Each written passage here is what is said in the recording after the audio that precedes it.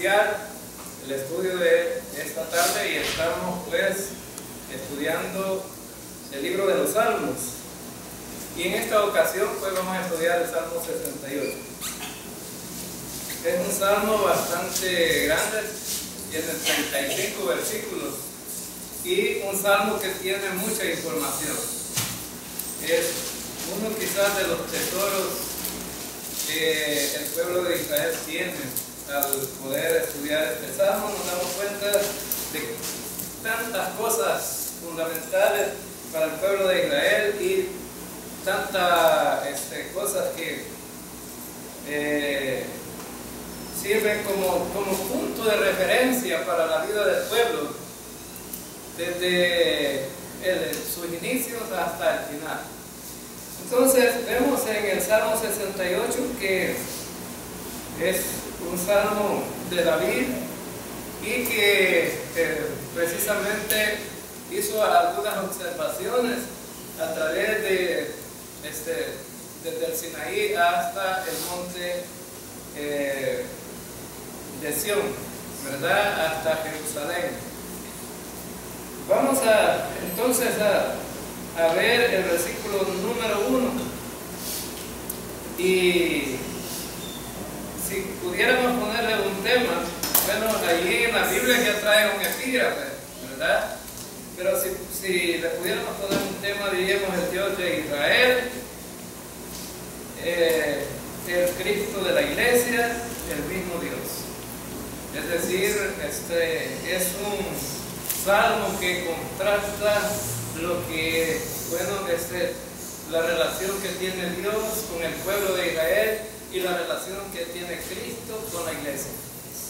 Entonces, vamos a ver algunas cosas también importantes para la iglesia.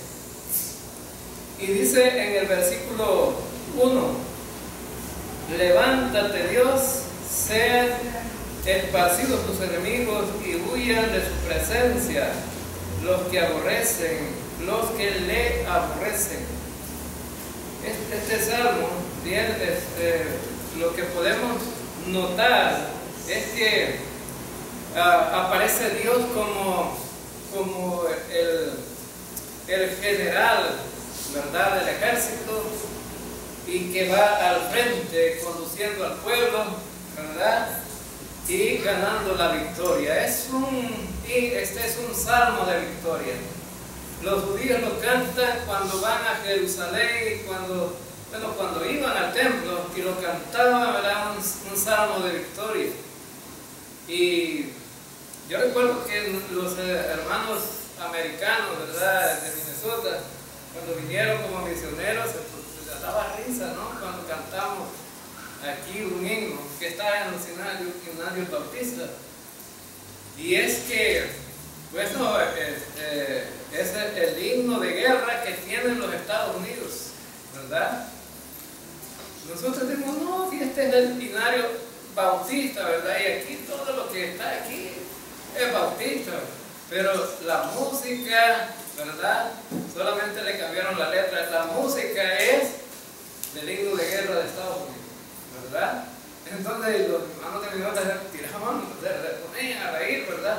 Y decía yo, ¿por qué será que me reí? Después le pregunté, ¿por qué te reí? No, me dicen que nosotros, me dice, tenemos el himno de guerra en Estados Unidos y esa música que le han puesto a ese himno es el mismo. Entonces, pero vemos aquí aparece Dios como un general, ¿no?, que va conduciendo al pueblo al frente. Él va como el general que va librando una guerra, ¿verdad? Y también este versículo 1 es un versículo que David repite y que conocía ya, porque Moisés lo había dicho muchas veces, lo había dicho Moisés. Y en Números capítulo 10 y versículos 35 y 36 dice: y fue que moviendo el arca, Moisés decía: levántate, Jehová, y sean disipados tus enemigos, y huyan de tu presencia los que te aborrecen. Y cuando ella asentaba, decía, vuelve Jehová a los millares de Israel. Entonces, en Números capítulo 10, lo vemos que es la descripción de que, bueno, Moisés iba a llevar el arca hacia Jerusalén. Y resulta que cuando los sacerdotes levantaban el arca, ¿verdad? Moisés decía estas frases, dice, levántate, como que era, ¿verdad? Dios un guerrero, levántate. Y vemos aquí, bueno, que no solamente Moisés decía, levántate, Señor, sino que ¿qué pedía Moisés en esta oración con respecto a los enemigos de Dios? Sean disipados tus enemigos y huyan de su presencia los que te aborrecen. Dos cosas. En algunas versiones dice que sean disipados como el humo, ¿verdad? Ustedes saben, hermanos, que el humo en un momento se va y ya no. Entonces, para Moisés, en la presencia de Dios, los enemigos era como tirar el humo y ser esparcido, y de repente desaparecieron los enemigos de Dios. Igual también dice, huyan. Dos cosas importantes en este versículo. Y es porque y vamos a ver aquí desde el monte Sinaí, pasando por el desierto al pueblo y llevando el arca hasta Jerusalén o hasta el monte de Sion o hasta el monte de Horeb, ¿verdad? Ahora, entonces vemos aquí que Dios había llevado a través de Moisés, ¿verdad?, hasta el monte Sinaí. Allí sucedieron dos cosas importantes. Dios había traído al pueblo como en alas de águila. Encontramos en el capítulo 19 de Éxodo. Había traído al pueblo como en alas de águila. Es decir, lo traía con gracia, ¿verdad? Un pueblo que Dios estaba haciendo todo, ¿verdad?, por complacer a ese pueblo. Lo traía con gracia. Y entonces, si el pueblo protestaba, Dios siempre respondía y lo complacía. Es como aquí, como el niño malcriado, ¿no?, que muchas veces el padre consiente, ¿verdad? Hay niños malcriados que gritan que no, que sí, que quiero y que dame, y va, y el papá dice, bueno, para que no esté haciendo bulla hay que darle las cositas, ¿no? Entonces el pueblo de Israel era un tanto así. Dios, cuando lo sacó de Egipto, le prometió que él iba a ir al frente del pueblo, y que al ir al frente del pueblo no iba a faltar nada. Y él les dice, bueno, ustedes van conmigo, hermanos, donde está Dios hace falta alguna cosa. Consideren esta pregunta, ¿dónde está Dios hará falta alguna cosa? No falta nada. Y si nosotros estamos donde está Dios, ¿qué nos puede faltar? Pues no falta nada. Ahora entonces, y Moisés sabía eso, y cuando llegó al capítulo 19, Dios le habló a Moisés y le dice, bueno, he traído como en alas de águila a este pueblo. Y eso de alas de águila, ¿cuál es el significado? Bueno, el aguilucho que no puede volar, el águila lo tira para que en el espacio, para que aprenda a volar, pero ¿qué hace el águila? Va abajo, y cuando ya el aguilucho no puede, lo sostiene con sus alas.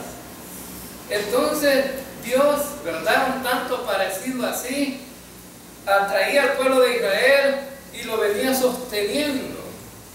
Y cuando el pueblo de Israel lo venía sosteniendo, entonces el pueblo descansaba.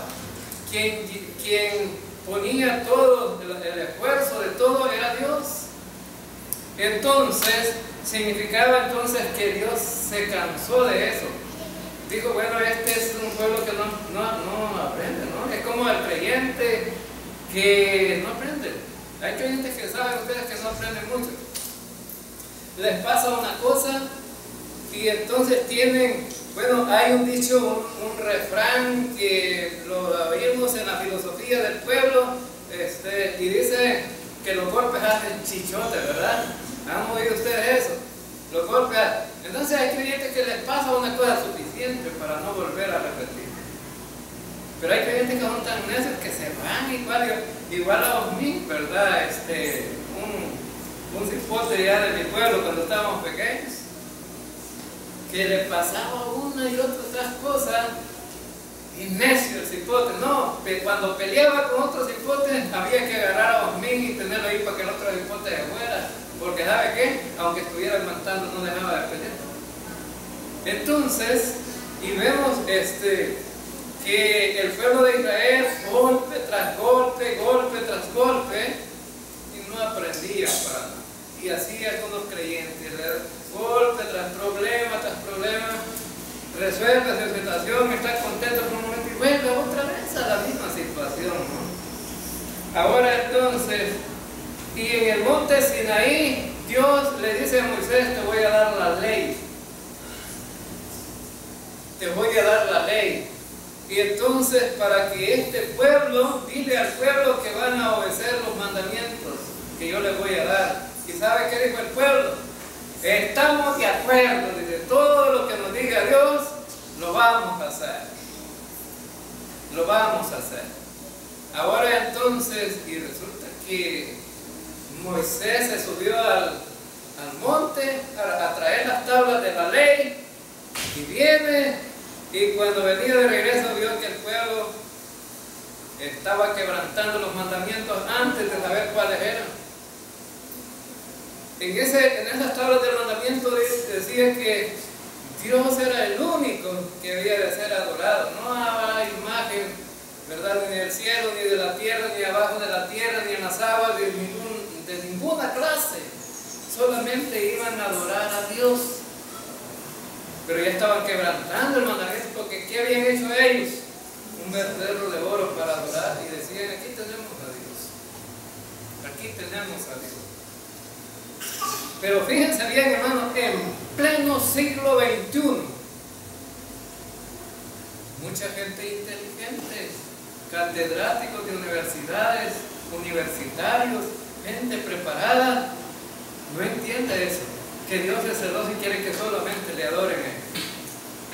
Y hay de estos que hasta pelean, ¿verdad?, por andar detrás de una imagen muerta, que no tiene oídos, ¿verdad?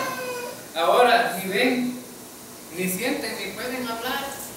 Ahora entonces, y vemos que Dios le dijo, bueno, las tablas de la ley, pero también Dios le dio otra orden a Moisés. Le dijo, bueno, vas a hacer una tienda y un altar para que yo pueda habitar entre ustedes.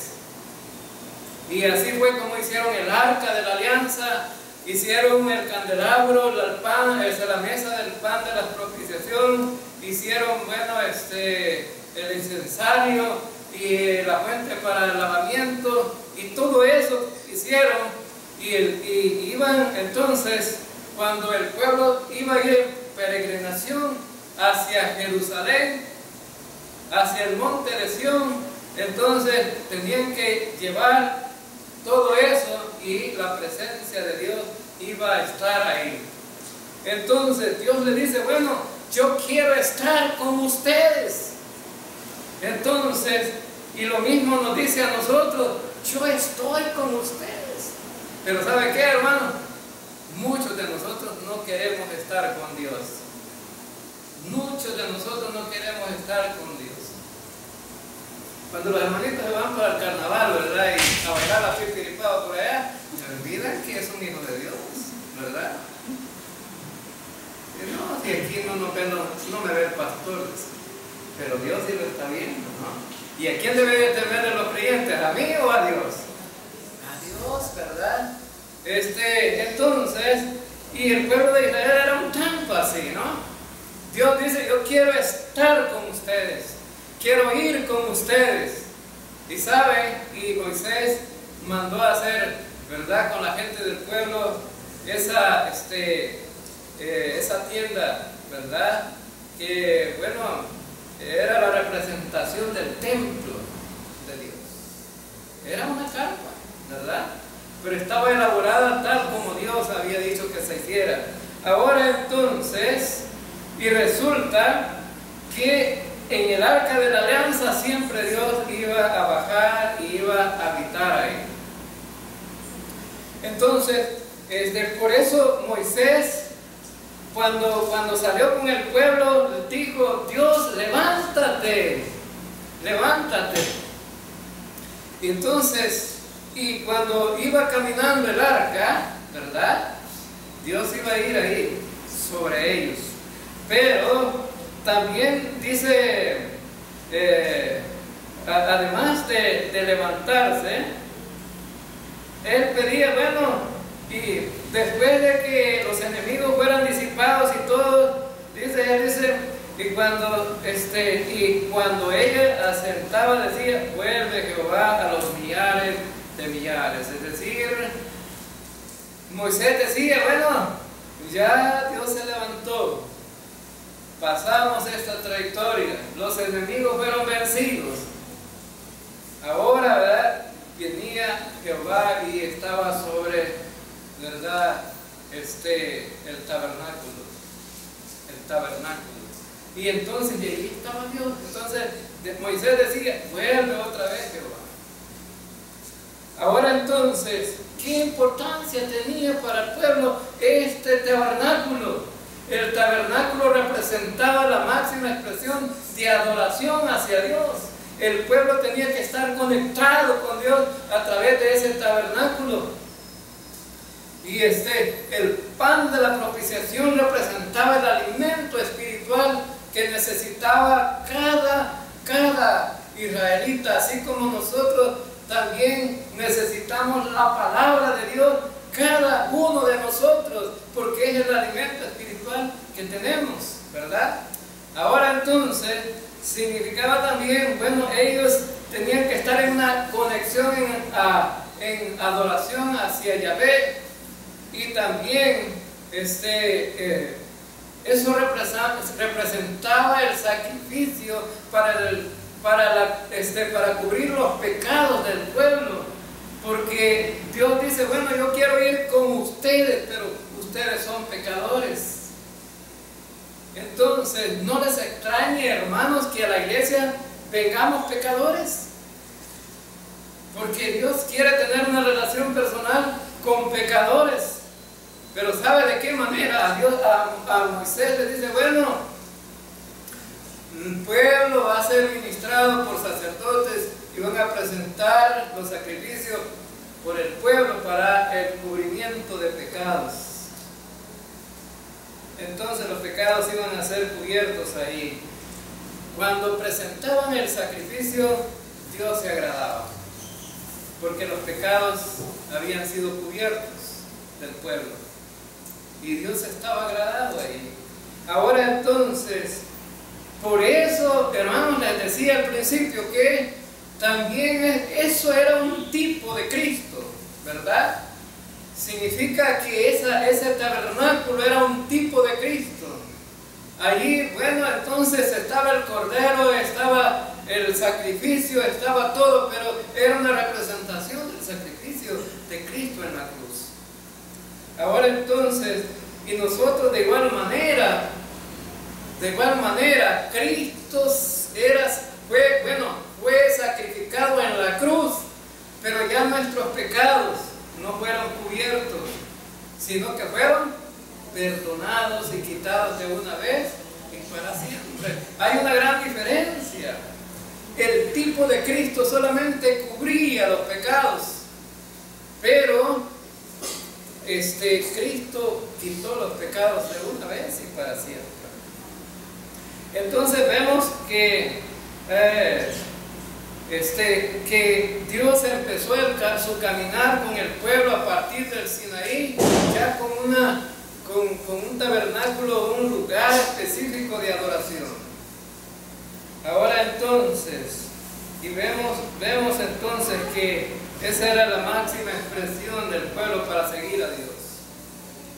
Ahora nosotros, hermanos, nuestro tabernáculo, precisamente, hoy día, vemos que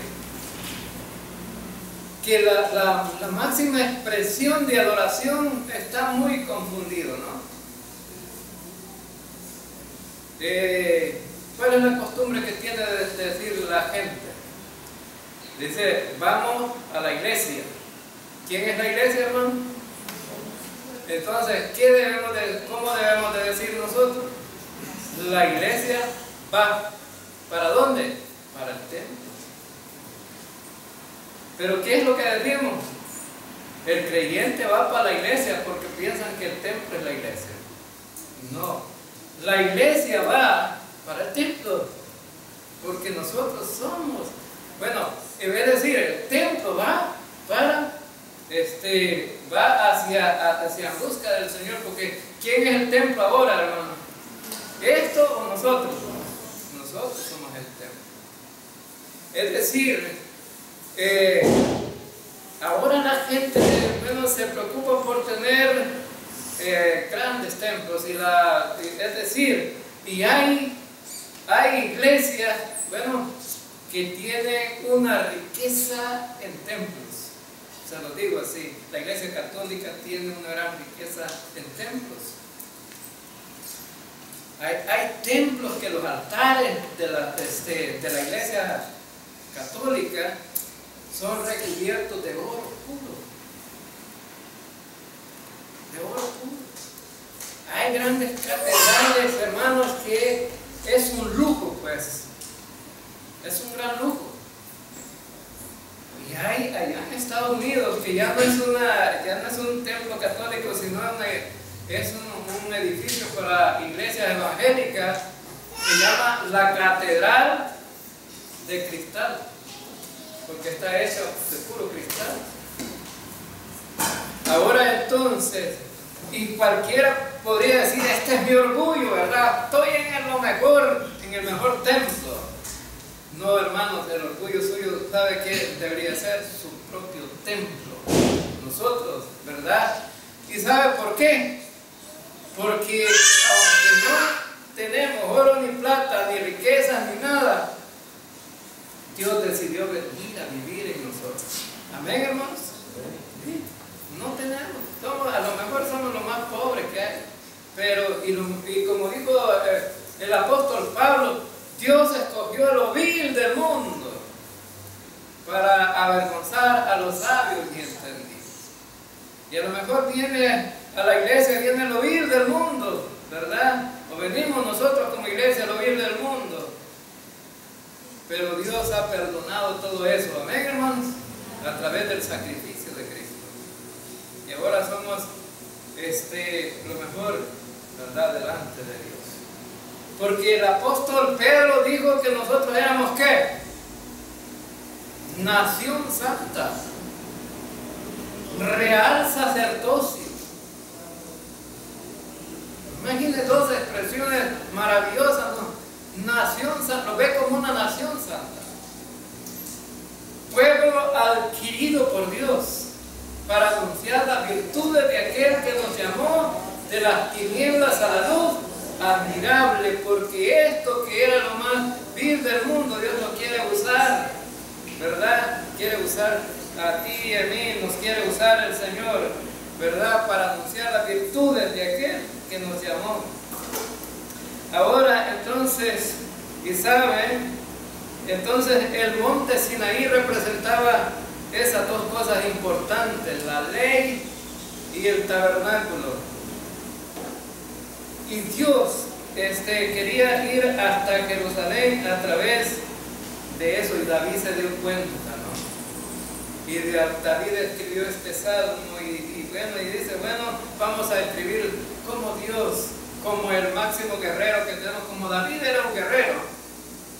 Entonces David comparaba, ¿verdad?, a Dios también como un guerrero. Y por eso es que hay un canto por ahí, ¿verdad?, que dice: Jehová es mi guerrero. Ahora, otra de las cosas que vemos aquí, bueno, es que Dios se interesa por la familia. ¿Creen ustedes que Dios está interesado en la familia, hermanos? Sí. Entonces, y vemos entonces que en los versículos siguientes, Dios ve esta expresión, ¿verdad? Y dice, vamos a ver, en el versículo 5 dice: Padre de los huérfanos, defensor de las viudas, Dios y su morada es santa. Dios ubica a los solitarios en familia, pone en libertad a los prisioneros y los llena de alegría, pero a los rebeldes los hace vivir en una tierra abrasada por el sol. Entonces, en estos versículos vemos aquí que Dios dice, bueno, Dios está interesado en la gente más desvalida.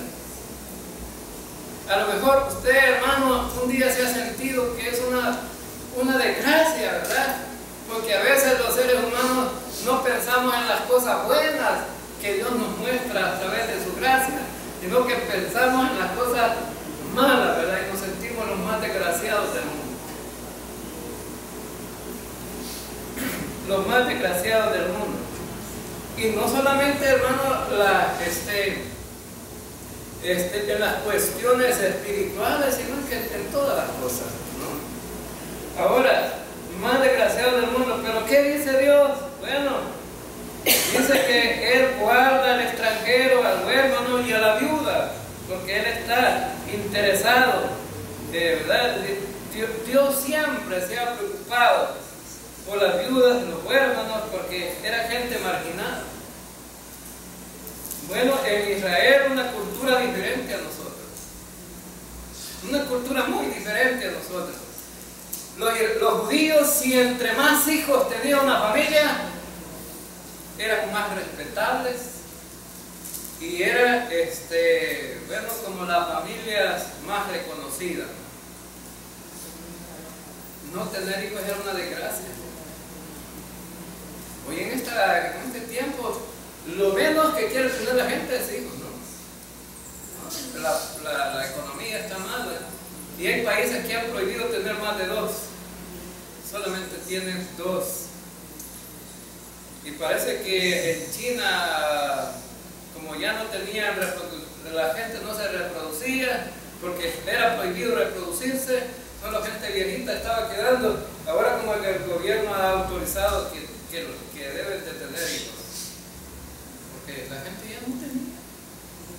Ahora entonces, pero para Israel tener bastantes hijos, y es más, cuando no podían tener era la desgracia más grande, ¿verdad? Ser estéril para una mujer era la desgracia más grande, era humillada, era, bueno, en el calor de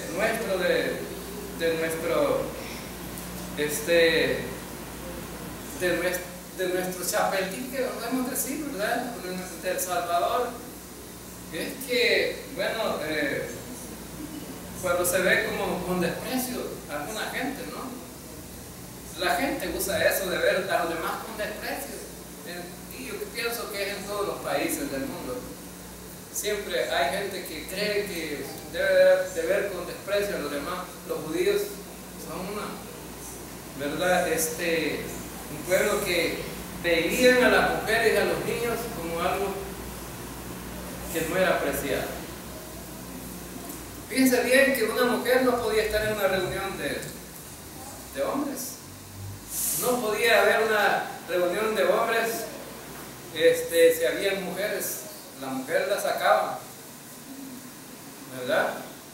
Entonces los niños, bueno, Jesús mismo, los padres querían llevar a los niños a Jesús y los discípulos impedían que fueran. Y Jesús dijo, ven, dejen que los niños vengan a mí, no sean actividades, porque de los tales es el reino de los cielos. Ahora entonces, cuando una mujer tenía un hijo, era como un tesoro, pero cuando perdía ese hijo quedaba, y había perdido al marido, quedaba en una total desgracia. Y si el marido tenía propiedades y tenía un hijo varón, las propiedades las conservaba. Pero si esta mujer no tenía hijo varón, le expropiaban las propiedades. Pero si para poder mantenerla tenía alguien que redimirla. ¿Y qué era redimirla? Que este hombre pagara, ¿verdad? O se casara con esta mujer. Entonces era una desgracia, ¿no? Y Dios estaba interesado, bueno, en las viudas.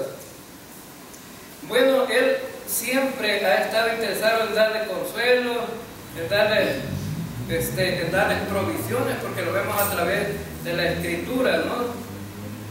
Y Dios, bueno, si se preocupa por las viudas, igual que Cristo se preocupó también cuando Cristo vino. Cristo estaba interesado, es más, criticó a la religión de ese tiempo, como veían a las viudas. ¿Y sabe qué? En cierta ocasión, una viuda iba a enterrar a su hijo. Y le estoy hablando de la viuda de Naín. Esa viuda iba adelante en el entierro porque era la costumbre, ¿no? Y el hijo ahí iba en el ataúd, ¿verdad? Y iba una gran gentío detrás, y detrás de Jesús iba otro gran montón de gente, ¿no? Porque a Jesús lo iban siguiendo una gran multitud porque había hecho milagros. Y cuando llegó, ¿verdad? Entonces Jesús dice que tuvo misericordia de esta mujer. En el capítulo 7 de Lucas, versículo 13 dice, al verla el Señor se compadeció de ella y le dijo, no llores, no llores. Hermano, ¿era una sugerencia lógica o correcta o equivocada? Es como cuando alguien dice, bueno, viene con el tercio de leña, ¿verdad? El hombre viene con el tercio de leña y el que lo encuentra todavía le dice, viene de tres leñas. ¿Cómo que no le vertercio en la espalda, verdad? En lugar de decirle, le ayudo a cargarlo, ¿verdad? Entonces, es lógico. Pero Jesús, aunque hizo una pregunta que parece ilógica, Él iba a tener una respuesta lógica, ¿verdad? Muchos de nosotros preguntamos cosas, pero no metemos la mano en nada, pues, ¿verdad? Una señora allá por mi pueblo le dijo, no importa, ya viene otra leña, señor Chepe, venía con el tercio de leña, que no me ves, y el pote le digo, venía a todo asoleado, ¿no? Imagínate, a mediodía en punto y con un tercio de leña. Ahora entonces, y Jesús le dice, no llores. Bueno, entonces en el versículo 14 dice, entonces se acercó, tocó el féretro, los que lo llevaban se detuvieron y Jesús le dijo, joven, te ordeno que te levantes. El muerto se incorporó y comenzó a hablar y Jesús se lo entregó a su madre. ¿Por qué Jesús le dijo no llores? Porque sabía que lo iba a resucitar, se lo iba a regresar a su madre. Imagínense, la madre había perdido a su esposo y quedarse sin su hijo, quedaba en la desgracia. Entonces, para la iglesia también está llamada, ¿verdad?, a preocuparse por la viuda, los huérfanos. En esta iglesia, gracias a Dios tenemos viudas, pero tenemos todavía que tienen hijos que los respaldan, ¿no? Pero si no tuviera el respaldo de nadie, sería nosotros que tendríamos que darle respaldo a esta gente, ¿no? Ahora entonces, ¿y sabe qué dijo Santiago? Bueno, a veces nos llevamos de muy religiosos, ¿no? Pero ¿sabe qué dice Santiago en el capítulo 1, versículo 27? La religión pura y sin mácula delante de Dios y Padre es esta: visitar a los huérfanos y a las viudas en sus tribulaciones y guardarse sin mancha de este mundo. ¿Qué iba primero? Las viudas y los huérfanos. Y después guardarse sin mancha. Ahora entonces, vemos también que Dios en este salmo habla acerca de las provisiones que Él podía dar para la gente. Y en el versículo 8 dice: tembló la tierra. En el Salmo 68, tembló la tierra, también se derramaron los cielos ante la presencia de Dios. El Sinaí mismo tembló delante de Dios, el Dios de Israel. Tú esparciste lluvia abundante, oh Dios. Tú fortaleciste tu heredad cuando estaba extenuada. Los de tu pueblo se establecieron en ella. En tu bondad, oh Dios, favoreciste, proveíste para siempre. Entonces vemos aquí en estos versículos la bendición para Israel a través de lo que Dios hacía para que pudiera llover, la tierra fuera fértil, nacieran los cereales y todas las cosas que ellos necesitaban. También, bueno, los animales se reproducían y había abundancia de todo. Entonces, David veía que el caminar del pueblo no iba solo, iba Dios con ellos. Entonces, hermanos, igual manera, nosotros no estamos solos. Amén, hermanos, no estamos solos, va Dios caminando con nosotros. Él quiere caminar con nosotros. Entonces, nadie debe decir: bueno, yo no tengo a nadie, ¿verdad? Está Dios siempre con nosotros. El apóstol Pablo, a la hora antes de morir, dijo: bueno, todos me abandonaron, todos. Hermanos, dice la Biblia que si mi padre y mi madre me dejaran, aún, bueno, ¿en quién debemos de esperar? En Dios. Dios dice: no te dejaré, no te dejaré. Ahora entonces, y bueno, y a lo mejor muchas veces sentimos que estamos solos en situaciones, pero ¿sabe qué dice Pablo? Pero todos me dejaron, pero Dios estuvo conmigo. Dios siempre va a estar con nosotros, ¿verdad? En cualquier situación. Solamente usted tiene que aprender a vivir por fe. Ahora entonces, fíjense bien que en este tiempo que estamos hablando, estamos hablando de la tierra prometida. La tierra prometida que Dios había dicho a Israel que le iba a entregar. Cuando mandaron unos espías, Moisés no iba a entrar a la tierra, pero cuando mandaron unos espías, allí iba Josué y Caleb.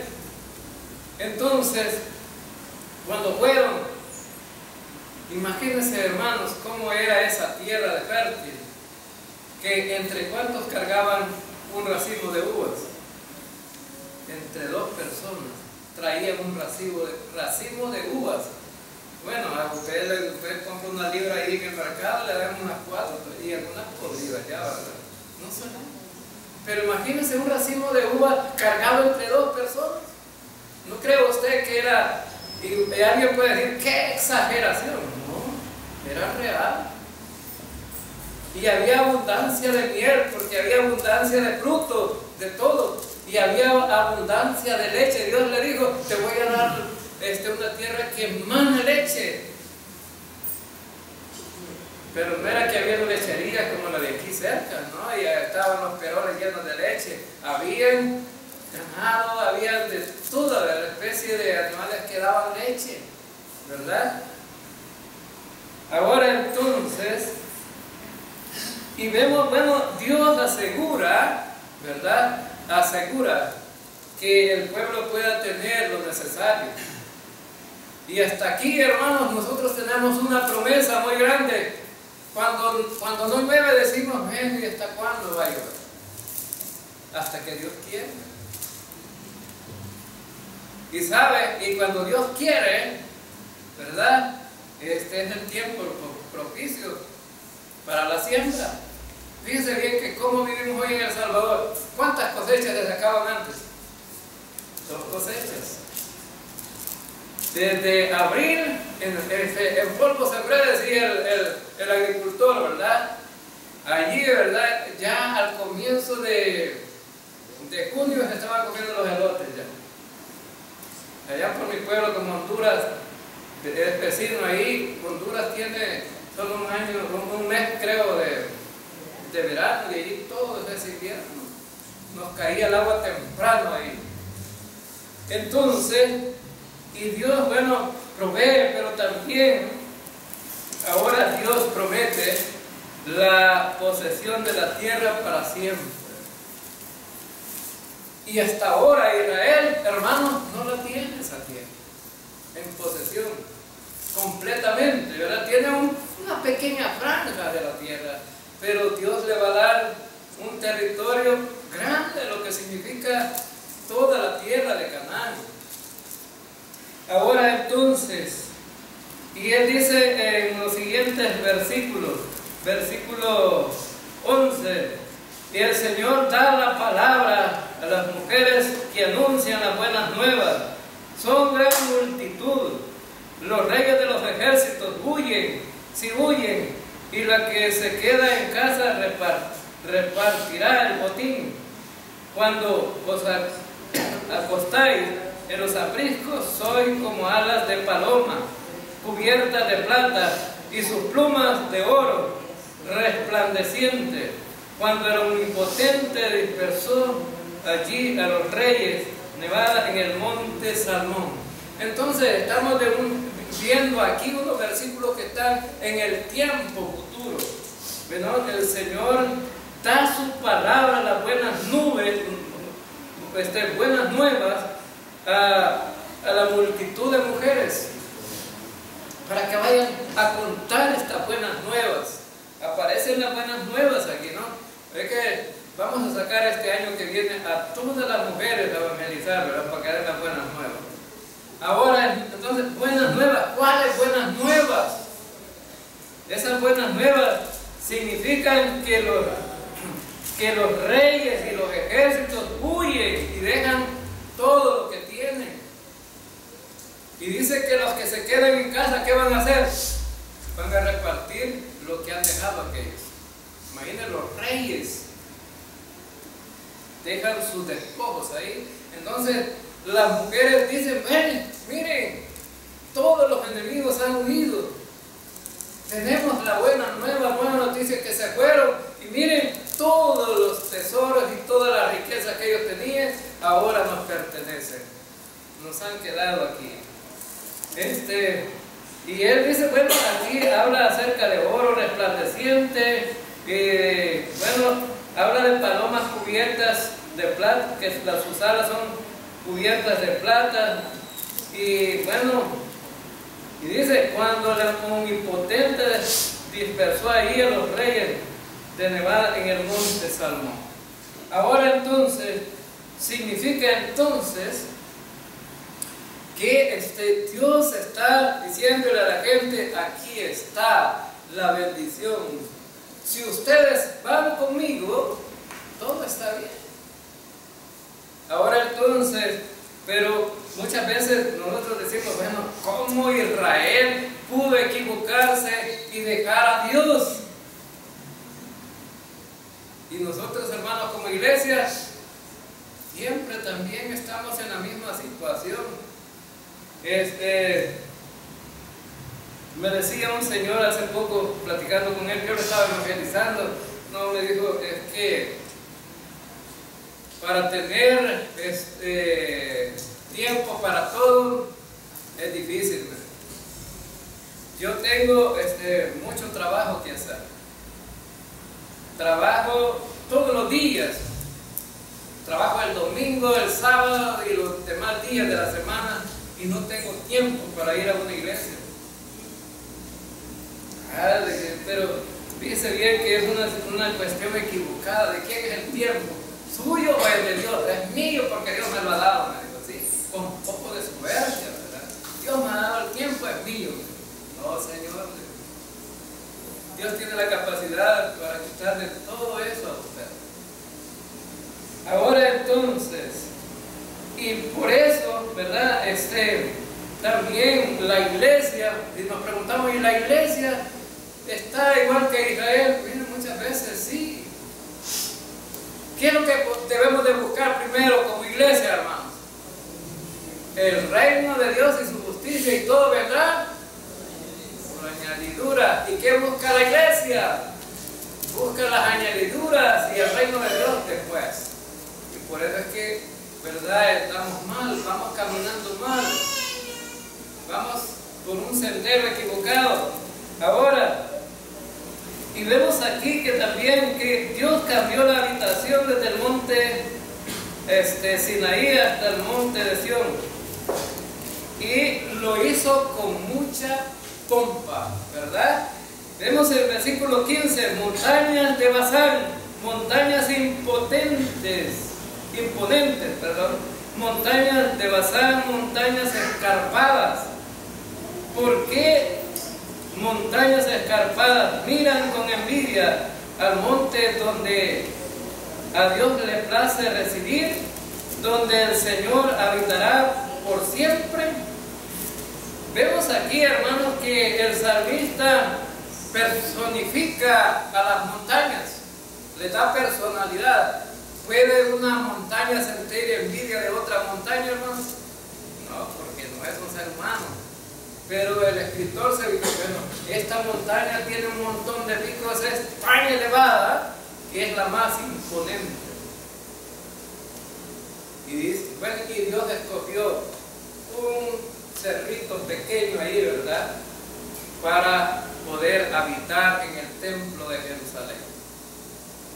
Y dice el salmista, ¿por qué le tienen envidia al cerrito donde va a estar Dios? A los otros. Fíjense bien que había muchos montes ahí en Israel. Está el monte Carmelo, un monte importante. Y había otros montes ahí, pero Dios decidió escoger el monte de Sión. Ahora, y vemos, bueno, por ejemplo, ese monte de Sión es el mismo monte Moriah, ¿verdad? Allí fue donde se construyó el templo. Allí fue donde Abraham fue a hacer el sacrificio de su hijo. Allí fue probada la fe de un hombre, ¿verdad? Esa fe de un hombre fue probada con fuego, ¿verdad? Para pulirla con el oro fino. Imagínense ustedes, Dios le dice, bueno, en primer lugar, Sara no podía tener hijos, era estéril. Dios le hizo el milagro de que pudiera haber un hijo. Entonces, ¿cómo creen ustedes que se sentiría una familia que no podía tener hijos, pero que ahora el milagro surge y tiene un hijo? Pues está para reventar cohetes, ¿no? Así como aquí Chapetica, que por todo revientan cohetes, pero por tener un hijo que no se podía tener, allí sí, miren. Aquí en este pueblo, aquí por todo revientan cohetes, grandes gastos de pólvora, ¿no? Pero imagínense, y después que de repente le diga a Dios, te di un hijo, ¿verdad? Y que dijera Abraham y Sara, bueno, estamos contentos, Señor, nos diste el hijo que nos prometiste, pero ¿sabes qué, Abraham? Me lo vas a llevar allá al monte Moriah y lo vas a sacrificar allá. ¿Qué pensaría Abraham? No, ¿qué pensaría usted? Abraham pensó correctamente. ¿Qué pensaría usted? Este Dios que tenemos es un Dios, ¿verdad? Que, bueno, lejos de hacernos feliz, nos hace infeliz porque nos dio el hijo y estábamos felices y ahora no nos quita. Y empezar a hablar, ¿verdad? De Dios. Así somos muchas veces, ¿no? Los creyentes. Pero sabe que Dios es perfecto y todo lo hace con justicia. Y Dios lo manda ya. Y lo lleva. Y Abraham iba con el cuchillo alzado cuando un ángel le dice, detente. La fe iba a ser probada. Y Dios proveyó el cordero que necesitaba para el sacrificio.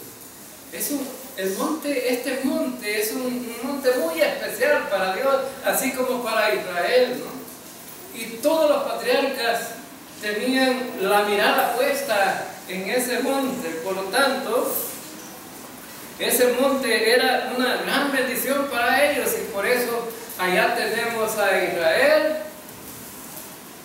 y tenemos, bueno, a un Jerusalén que no es el Jerusalén como estaba antes, que fue destruido en el año 70 el templo y quedaron unas paredes ahí viejas, y ahora los judíos van ahí a darse, ¿verdad?, en la cabeza en ese muro, deseando tener otra vez el templo. Y se le llama el muro de los lamentos, porque se lamentan que no está el templo donde podían adorar. Ese tabernáculo que traían del Sinaí para Jerusalén ya no está ahí. Ahora entonces, y la gente llega con tristeza a elevar sus oraciones ahí, deseando otra vez el templo. Ahora entonces, allí subió Abraham, ¿verdad? Y también le dio la felicidad a muchos pueblos el hecho de tener ese monte, porque era muy importante para su vida religiosa, bueno, digamos, la vida espiritual de ellos. Entonces, y vemos qué fundamental y qué importante era, ¿no? Ahora, entonces, cuando vemos personificados aquí a los montes, dice, bueno, ¿por qué se tienen envidia de este monte? Y hermanos, ese pequeño monte ahí, que ya no es monte porque ya está construido. Cuando Abraham fue, ahí no había ninguna casa ni nada, pero ahí está construido, hay edificios por todos lados. Pero ¿sabe qué? Es el centro del mundo, donde la gente tiene la mirada. Me contaban que un hermano en Estados Unidos, el hermano ya había sido bautizado aquí en El Salvador. Cuando llegó a Estados Unidos, lo bautizaron allá, porque ahí iglesias dicen, bueno, no nos da seguridad que es cierto que se bautiza usted, lo vamos a volver a bautizar. Lo bautizan para asegurarse que es algo, ¿verdad? Porque eso piensa la gente, que por el bautismo se salva la gente, y no es cierto, ¿no? Y dice que este hombre prometió, digo, bueno, como ya me bautizaron otra vez aquí, mi gran deseo es ir a Jerusalén y bautizarme allá. Y se fue para Jerusalén, para allá, para Israel, y se volvió a bautizar allá en el río Jordán, ¿verdad? Porque dice, este bautismo sí vale, porque aquí estuvo Cristo. Una persona religiosa, ¿verdad? Ahora entonces, la gente tiene la mirada ahí puesta. Y muchos tienen envidia de Israel por eso, ¿verdad? Y por eso hay un gran pleito ahí. Hay una guerra ahí por esa pequeña porción de tierra, y sobre todo por esa pequeña porción de tierra donde estaba el templo. Y si quieren saber más de este salmo, viene unos versículos importantes que el apóstol Pablo comparó con Cristo, ¿verdad? Y la victoria de Cristo. Lo vamos a ver el próximo sábado por este mismo canal, ¿verdad? Y a esta misma hora. Así que no dejen de venir y animen a los otros creyentes para que vengan. Vamos ahora.